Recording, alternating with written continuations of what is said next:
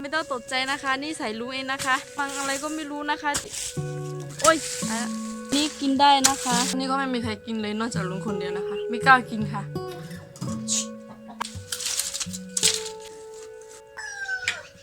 แต่ว่าทำไมเป็นสีขาวก็ไม่รู้นะคะไม่มีใครอยากจะเข้ากล้องนะคะมาเราเล่นค่ะเราเล่นค่ะสวัสดีค่ะพบกับช่องใส่ลุงเดดี้ไลน์นะคะวันนี้มาแบบว่าทาหน้าแบบแปลกนะคะไม่ต้องตกใจนะคะนี่ใส่ลุงเองนะคะก็วันนี้มาขูดมันนะคะมันอะไรก็ไม่รู้นะคะที่มันเป็นใหญ่ๆแล้วก็ข้างในมันเป็นสีม่วงๆค่ะอะไรก็ไม่รู้นะคะเอามือปูไว้นะคะเอามือก็เลยมาขูดค่ะก็ไม่รู้ว่าจะทำยังไงกินนะคะ แต่ว่าเดี๋ยวขูดออกมาแล้วค่อยคิดอีกทีหนึ่งนะคะเอามือกำลังหาอยู่นะคะหาไม่เจอนะคะเพราะว่าต้นของมันตายแล้วนะคะก็เลยหาไม่เจอนะคะเอามือก็ขูดหาอยู่นะคะน้องมาดูล่ะรู้นะว้ายตายแล้วนะคะอามือบอกว่าไม่มีนะคะไม่มีหาไม่เจอเลยก็มีแค่นี้นะคะสงสัยมันตายหมดแล้วมั้งคะที่อะไรอ่ะวิจำได้ไหมนี่กินนะคะที่อะไรนะจักระจังหรือเปล่าไม่รู้อะไรไม่รู้เนี่ยตัวเนี่ยเอามือหาเจอนะคะโอ๊ยนี่ค่ะมันเป็นแบบนี้อะค่ะที่เขาเรียกว่าอะไรนะคะไม่รู้นะคะอาจิมาอาจิแล้วความูสนิโมเชียวคุ้มอะไรสนิโมเชียวอันนี้ควาค่ะเขาเรียกว่าสนิโมเชียวนะคะแต่ว่าคนไทยเขาเรียกอะไรไม่รู้นะคะลุงก็ไม่รู้จักเหมือนกันนะคะก็ถ้าใครรู้ก็ช่วยบอกหน่อยนะคะอันนี้กินได้นะคะแต่ว่าเขายังไม่ไปล้างนะคะถ้าไปล้างมันเป็นมีปีกแล้วก็บินได้นะคะอันนี้ตัวอ่อนอยู่ที่ใต้ดินนะคะคุณผู้ชมคะเจอแค่2 ลูกนะคะสองพวงแล้วก็นี่2 พวงแล้วก็เล่นๆ2 ลูกแล้วก็เจอตัว2 ตัวนะคะไม่มีนะคะไม่มีค่ะแล้วเธอพักคณะประเดี๋ยวรู้ไหมอยากเข้ามาแล้วจ้ะจ้ะเลยน่าจะมาเธอจ้ะแล้วนะเขาจะจังกันไหมน่าจะอยากเข้ามาไหมเรากินเฉพาะอันนี้นะคะมือบอกว่าผ่าขึ้นก็เอาหัวหรือว่าอะไรไม่รู้ไปปูต่อนะคะเพื่อให้ขึ้นมาใหม่นะคะข้างในมันเป็นสีม่วงนิดนึงนะคะ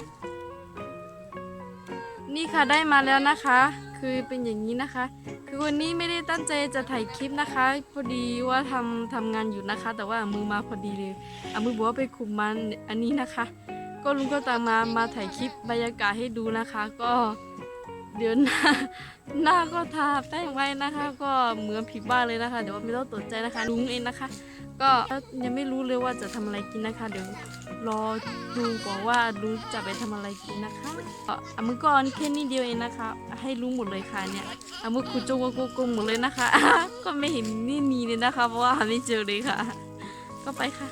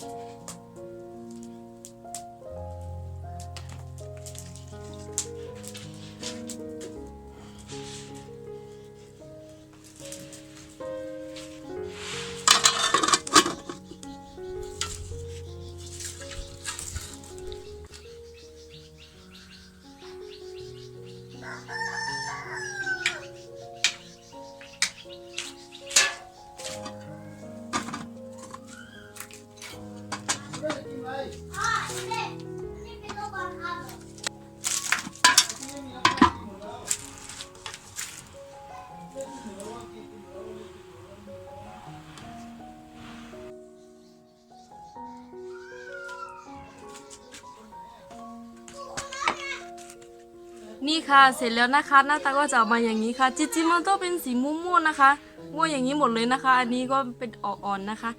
แต่ว่าทำไมเป็นสีขาวก็ไม่รู้นะคะ เมื่อกี้แอบชิมแล้วนะคะอร่อยอยู่นะคะ ก็ไปปรุงเป็นอาหารก็ได้นะคะอันนี้นะคะ แต่ว่าลุงเอามาต้มเอานะคะมันง่ายดีนะคะ ก็เมื่อวานนี้ไม่มีเวลาทำนะคะ ก็วันนี้ก็มาต้มแล้วก็ ตอนนี้ก็เวลาประมาณ5 โมงเย็นแล้วนะคะ ก็แดดก็ยังออกอยู่นะคะ ก็5 โมงเย็นแล้วเมื่อเช้าก็ไม่ว่างนะคะ เพราะว่าทำงานอยู่นะคะ ก็ตอนนี้ก็ว่างแล้วนะคะ ก็มาต้มนะคะร้อนๆอยู่เลยตอนนี้ร้อนอยู่อันนี้สุกแบบว่าสุกเปื่อยเลยนะคะ นี่ดูค่ะจะให้ดูนะคะจะให้ดูค่ะ นี่นะคะเห็นไหมเห็นไหมคะมันเหมือนกับว่าเผือกนะคะ มันรสชาติมันคล้ายกันมาเลยนะคะ อร่อยนะคะอร่อยอีกแล้วนะคะทำอะไรก็อร่อยหมดนะคะ แต่ว่าชื่อไม่รู้นะคะไม่รู้ว่าชื่ออะไรนะคะครูอาค่ะเขาก็เรียกว่าเป็นซานิโมชื่อนะคะ แต่ว่าคนไทยเรียกอะไรไม่รู้นะคะ ถ้าใครรู้ก็เขียนไว้ที่ใต้คอมเมนต์เลยนะคะ สงสัยอร่อยเพราะว่าใช้ฟืนต้มกระเจี๊ยบที่รู้ไปเก็บมาหรือเปล่าคะล้อเล่นค่ะล้อเล่นค่ะหรอเดี๋ยวถ้าไปเผาหรือว่าไปปิ้งเนี่ยอร่อยมากเลยนะคะกินคนเดียวนะคะบ้านนี้ไม่มีใครอยากจะเข้ากล้องนะคะบ้านนี้ก็ไม่มีใครกินเลยนอกจากลุงคนเดียวนะคะ ไม่กล้ากินค่ะ ก็ไม่เคยเห็นไม่ค่อยได้เห็นก็เลยไม่ค่อยกล้ากินเท่าไหร่นะคะ แต่ลุงเนี่ยเคยเห็นแล้วนะคะเคยเห็นตั้งแต่เด็กๆแล้วนะคะอร่อยสำหรับคลิปนี้ก็ต้องไปแล้วนะคะ เจอกันใหม่คลิปหน้านะคะ สวัสดีค่ะขอบคุณทุกคนที่เข้ามาแล้วชมนะคะ